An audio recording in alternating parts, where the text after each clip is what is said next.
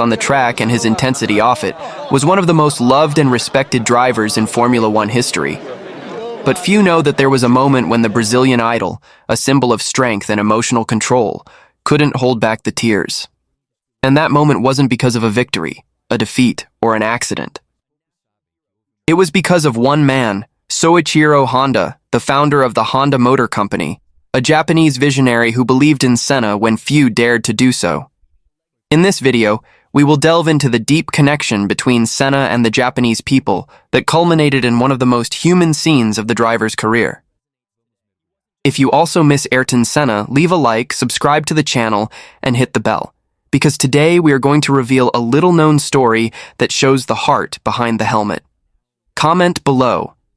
Did you know Senna cried over the death of Soichiro Honda? When Ayrton Senna arrived at McLaren in 1988, something more than a new contract was at stake. It was the beginning of one of the most legendary partnerships in Formula One, McLaren-Honda.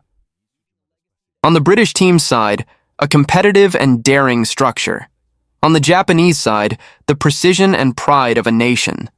Senna, with his almost supernatural talent, found a faithful partner in the Honda engine. And Honda, in turn, found in Senna the driver who would take their name to the top of the world. The marriage was perfect, the machine and the man, driven by honor, performance, and passion. The admiration was mutual from the first test. Senna was impressed by the commitment of the Japanese engineers. They listened, noted every detail, working day and night without stopping.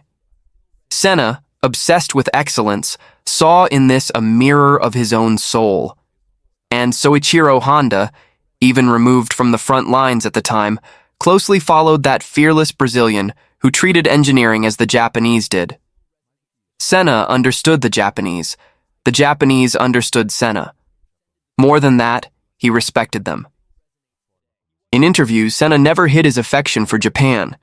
It wasn't flattery, it was reverence for the way the Honda engineers worked, how the fans received him in Suzuka, how the Japanese culture valued discipline. All of this touched Ayrton's heart.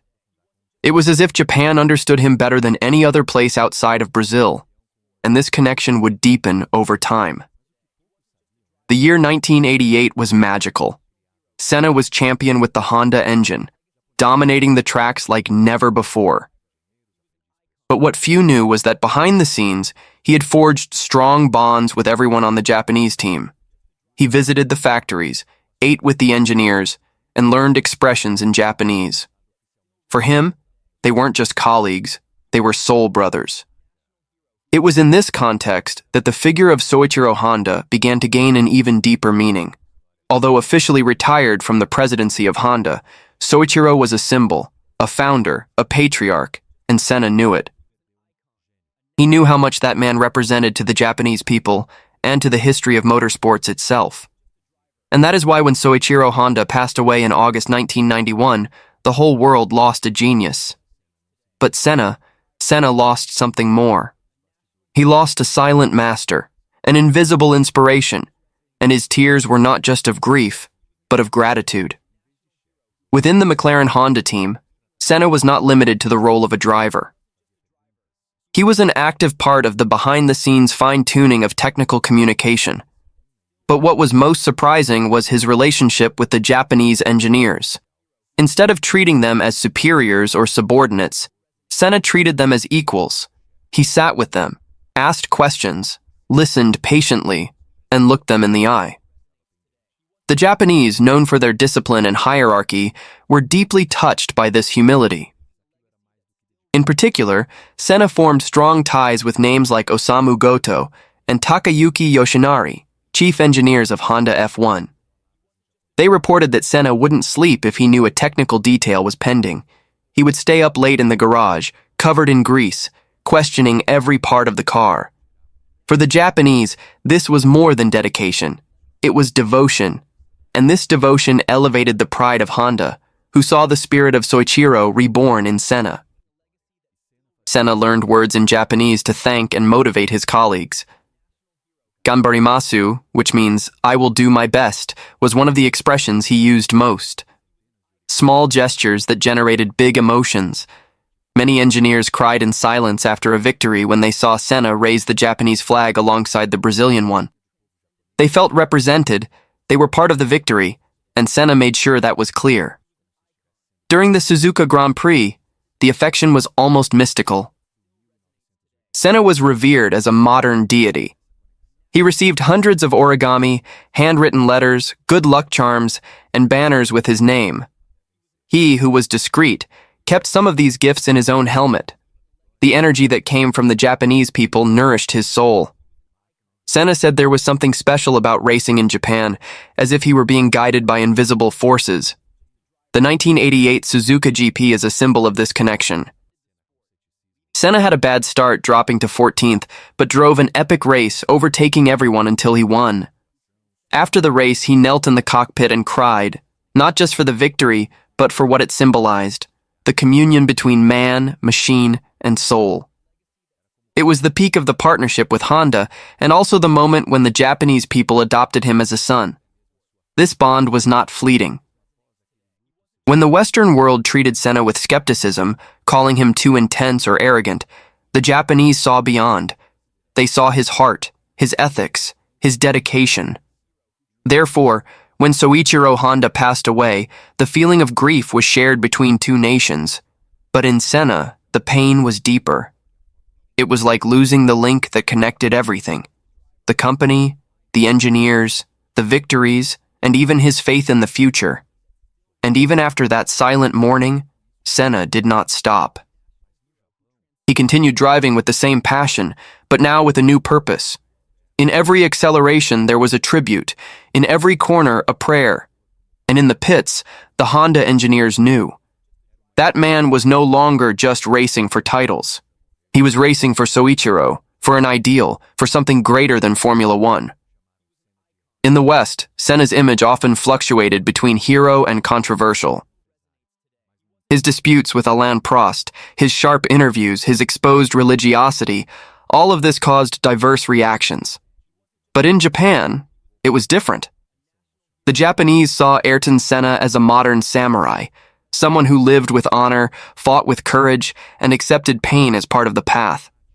It was not just idolatry, it was a spiritual identification.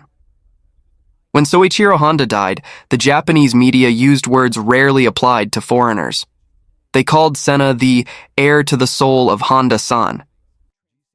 The press coverage did not focus solely on the businessman's career, but on the impact of his absence on that Brazilian with sad eyes. Senna made the front pages of newspapers with headlines like, "He feels what we feel." For a people accustomed to emotional restraint, this was rare and true. Senna's pain was silent but intense. He did not give dramatic interviews, nor did he cry publicly in front of cameras, but those close by reported a deeply shaken man. Senna canceled commitments that day. He isolated himself, reflecting. When he addressed the Honda engineers, he did so with reverence. He said he felt as if he had lost a piece of his own identity. Simple words, but they cut like blades into the Japanese hearts. At Soichiro's funeral, held with traditional honors, Senna was not physically present, but he sent a wreath with inscriptions in both Portuguese and Japanese, something unprecedented among foreigners. The gesture caused a great stir. Honda's widow sent a personal letter to Senna, thanking him for his words and saying that her husband had always admired his indomitable soul. This private and silent exchange was the seal of an eternal connection. As time passed, Senna's relationship with Japan not only remained, it deepened. In events and races, he made references to Japanese culture, cited excerpts from Oriental books, and said he learned from the patience and persistence of the Japanese. More than a driver, Senna became a bridge between cultures, and the people of Japan felt this with pride. Suzuka became more than a track for Senna. It was a temple. There, he experienced great triumphs and also painful defeats. But the ultimate prize was where he felt understood. It was common to see him walking in silence before races, as if meditating. Many believed he was spiritually connecting with something invisible, and perhaps they were right. Soichiro's presence, even after his death, seemed to hover over those races. Senna said he heard the spirit of the machine. Perhaps it was his faith, perhaps his instinct, but within him, he carried the mission to honor that Japanese man who one day decided to put his engine in the hands of the fastest Brazilian in history. The pain of grief is not always manifested in words. In Senna's case, it transformed into silence, introspection, and an even greater intensity on the track. Soichiro Honda's death did not just move him, it transformed him. From then on, every victory carried a different weight. It was as if he was carrying an unspoken promise, a mission that went beyond the trophies. The 1991 season, marked by emotion and excellence, was dedicated by Senna in spirit to the founder of Honda. In later interviews, he spoke with gratitude about the partnership and mentioned the pride of driving with an engine that carried the Honda name. He knew that behind that brand was a history, a life, a legacy, and that legacy was now partially in his hands. This responsibility was not imposed, it was assumed out of love. Senna didn't need extra obligations, but he demanded of himself like few others. He knew he could not fail, not with Honda, not with Soichiro. This emotional pressure made him even fiercer in races, but also more sensitive off the track. Senna became more spiritual, more reflective, more intense in everything he did. Close friends reported that in that year, Senna became quieter. He thought a lot before speaking and wrote more in his personal notebooks. He scribbled phrases about faith, purpose, and gratitude. Many of these thoughts were found after his death and reveal how much he valued human connections. Some souls are eternal, even when they leave, he wrote on one page. Many believe it was about Soichiro. The Japanese press continued to follow Senna's every step, not just as a driver, but as a symbol. Schools did projects on his life. Children drew the McLaren car with the Brazilian flag. It was a craze, but not an empty one. It was devotion to someone who, even being a foreigner, honored the Japanese spirit with more integrity than many natives. Senna became a character in Honda commercials, always with emotional scripts. In one of them, a narrator's voice said, "When the soul of the founder meets the heart of the champion, the engine becomes eternal." The advertisement moved millions. It was more than marketing. It was the portrait of a silent truth. Soichiro Honda and Ayrton Senna were linked by something invisible, yet indestructible. And so, Soichiro's death did not end a story. It began a new phase, where Senna started racing for two. For himself, and for that Japanese man with an indomitable spirit who believed in the impossible. This sacred mission would be reflected until the end of his life. And the world still feels the echoes of this journey marked by loyalty, honor, and emotion. While many saw Senna as a gladiator of the tracks, inside he was a man of faith. Not a dogmatic faith, but a personal, deep, and constant one. And it was this faith that sustained him after Soichiro Honda's death. For Senna, nothing happened by chance. He believed in signs, in destiny, in mission. And in that moment of grief, he saw in the loss a message, to continue honoring the path he had started. Senna began to include in his prayers not only his family, but the friends at Honda. According to reports, he asked for protection for the engineers, wisdom for the team's decisions, and peace for Soichiro's soul. Sometimes in races, he drew small crosses in the cockpit, as if invoking something sacred. Many did not notice, but there was an invisible force guiding his actions. And this force, for him, came from God and from those who had departed. In the days following Soichiro's death, Senna immersed himself in deep reflection.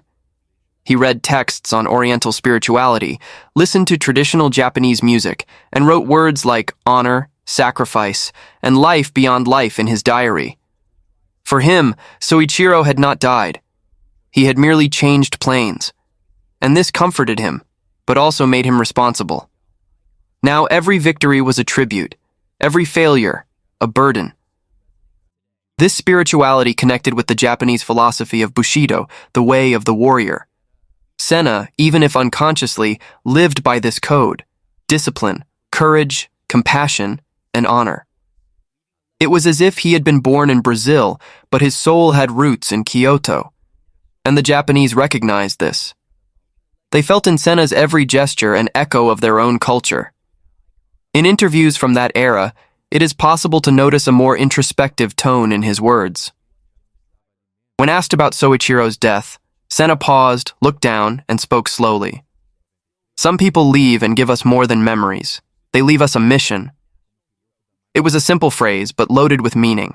For him, that mission was clear: to take Honda to the top with dignity and faith. Brazil knew little of this spiritual side of Senna. In Japan, however, he was revered not only as a driver, but as a symbol of balance between technique and soul. Schools studied him as an example of ethics. Monks even cited his discipline as a path to practical enlightenment. This shows how much he had transcended the limits of the sport. He was, for the Japanese, an elevated soul amidst the chaos of modernity, and it was in this scenario of grief and faith that Senna grew stronger. The pain over Soichiro's death transformed into spiritual fuel. More than ever, he was felt in every corner, in every lap. And even when the car was not perfect, even when the strategy failed, there was something inside him that would not allow him to give up, because now he was racing for someone who was no longer there, but who lived in every beat of the Honda engine. In October 1993, Ayrton Senna raced for the last time at the Suzuka circuit as a McLaren Honda driver. It was the end of an era. He had already announced his departure from the team and his move to Williams, but on that track, something special would happen. Senna knew he was closing a cycle, and he also knew it wasn't just any cycle. It was the end of his journey alongside Honda, and with it, the end of his direct link with Soichiro Honda. The race was marked by tension, emotion, and symbolism.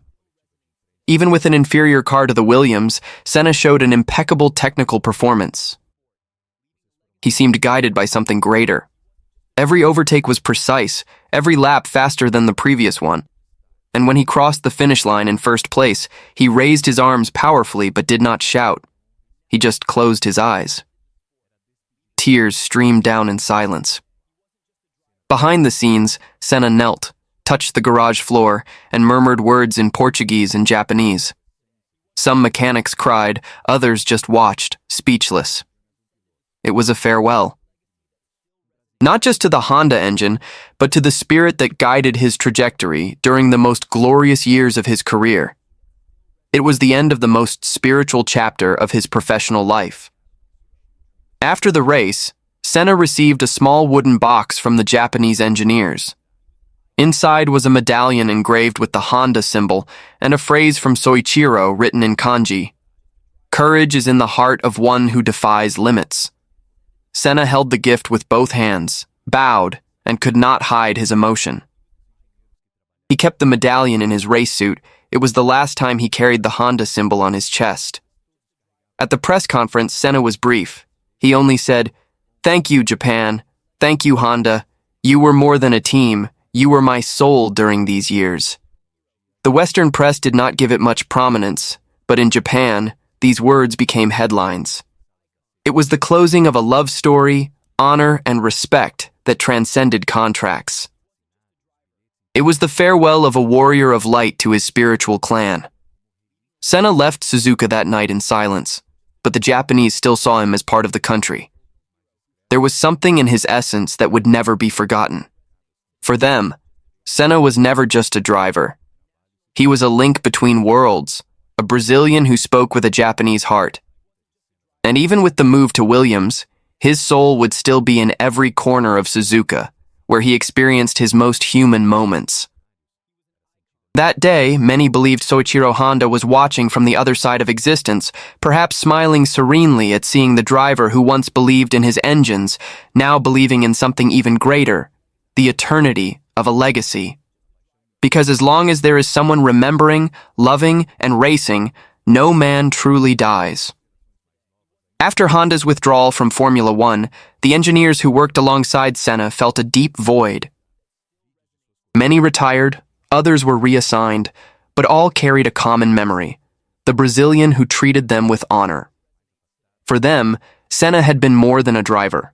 He was a symbol of the perfect fusion between technology and soul, and this type of partnership, they knew, would not happen again soon. The corridors and rooms of the Honda headquarters in Tochigi kept traces of Senna's passage. photographs, signed helmets, notes in Portuguese with careful translations.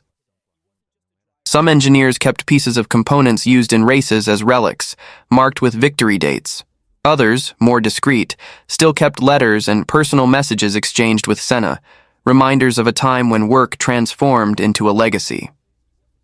With the death of Soichiro Honda and Senna's subsequent departure from McLaren, many said the soul of the team dissolved. Even with reorganization attempts, the absence of those two visionary leaders was felt in the air. Soichiro had been the ideator, Senna the fearless executor. And the two met, albeit for a few years, at the exact point where dreams become reality. Controlled speed, passion measured in revolutions per minute. Japan, in particular, experienced a kind of prolonged mourning. The younger generation still spoke of Senna with reverence, and schools promoted contests about his life. In specialized stores, videos of his races were sold with Japanese narration and instrumental soundtracks. Even small temples in the most remote provinces cited his name in prayers, a rare fusion between sportsman and spiritual icon. Senna, in turn, also felt the impact of Honda's absence at Williams.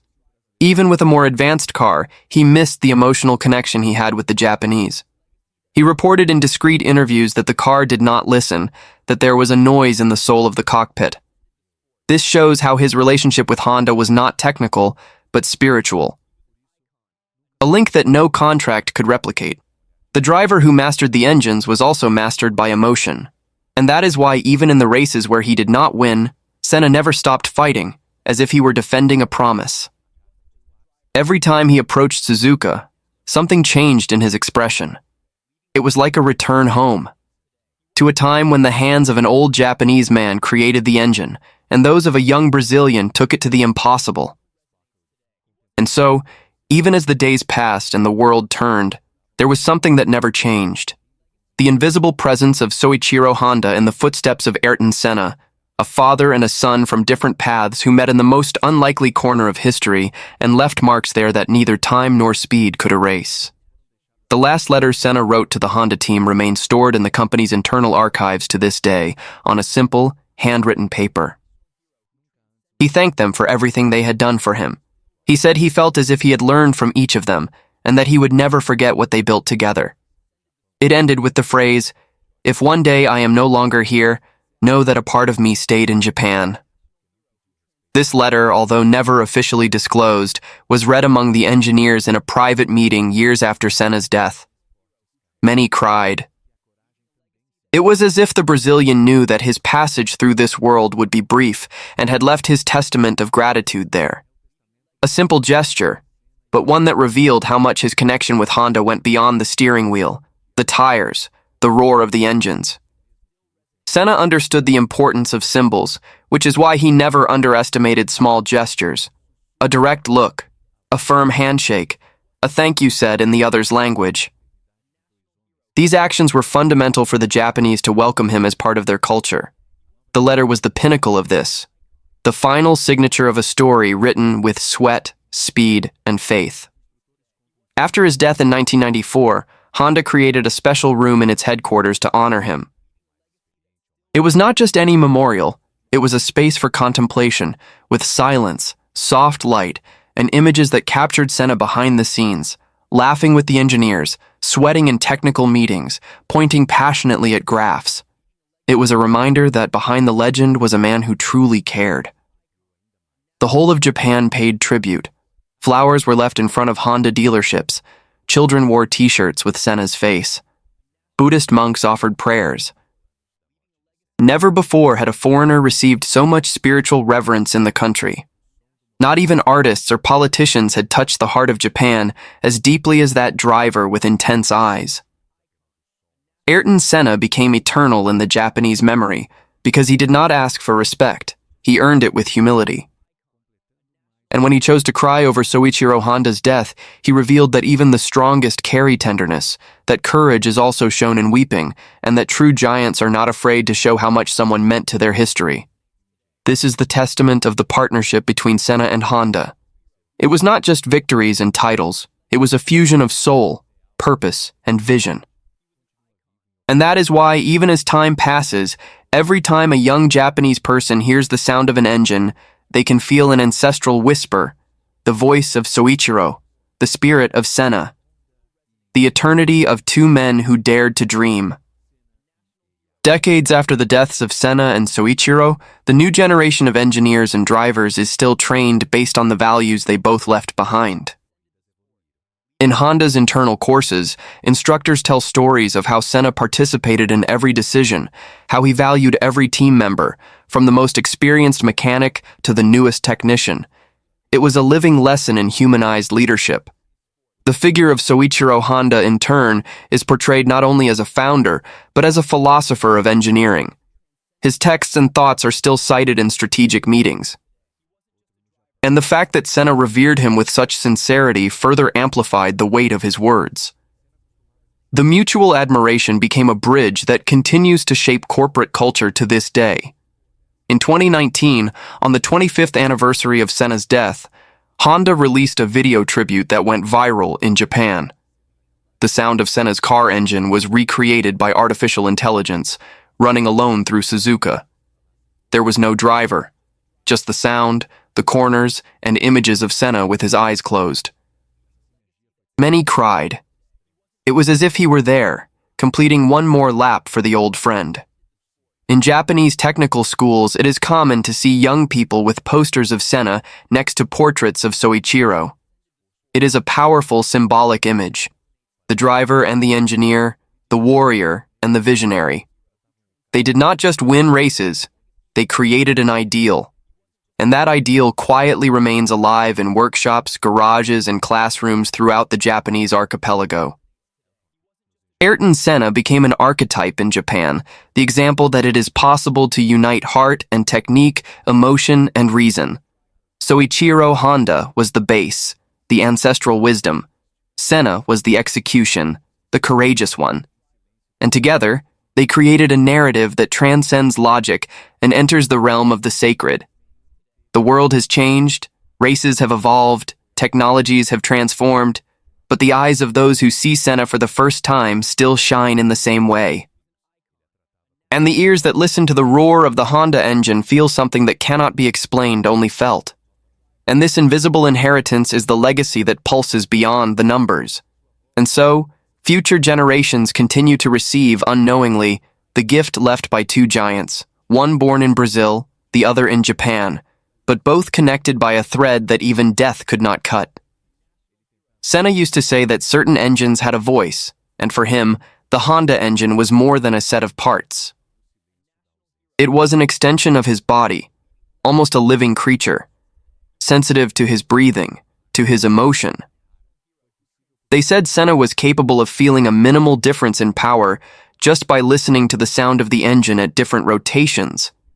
It was as if they spoke the same language, a language that few understood.